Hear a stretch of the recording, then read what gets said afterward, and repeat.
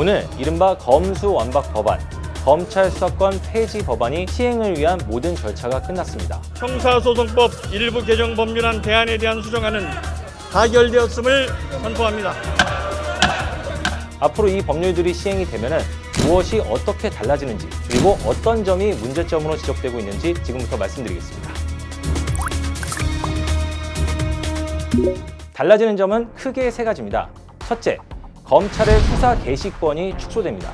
앞으로는 검찰이 두 개 종류의 범죄, 경제범죄와 부패범죄에 대해서만 직접 수사에 착수할 수 있게 됩니다. 둘째, 검찰의 보완 수사권도 제한됩니다. 앞으로는 경찰이 사건을 보낸 사건의 범위 내에서만 검사가 보완 수사를 할 수 있도록 보완 수사에 제한이 가해집니다. 셋째, 가장 논란이 큰 대목인데요. 고발인의 이의 신청권이 박탈됩니다.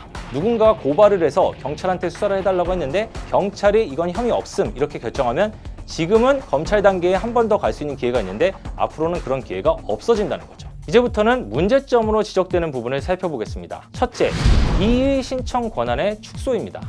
아동이나 장애인 같은 사회적 약자의 경우에는 직접 수사기관에 찾아가서 고소장을 제출하는 것이 매우 어렵습니다. 그래서 지금까지는 이런 경우에는 공익단체나 시민단체가 피해자들을 대신에 고발을 해서 경찰이 수사를 하고 또 경찰 수사 결과가 마땅치 않다라고 하면 이의 신청을 했을 경우에 검찰까지 수사가 이어졌는데요. 앞으로는 이런 사건은 검찰 단계까지는 수사가 이어지지 못하고 경찰 단계에서 수사가 끝날 가능성이 커지는 겁니다. 둘째, 권한이 더 막강해지는 경찰을 견제할 방안이 없다는 겁니다. 검찰의 권한이 축소되고 경찰의 권한은 더 막강해지는 법안인데 경찰의 막강한 권한을 통제할 수단은 별도로 마련해 놓지 않고 있습니다.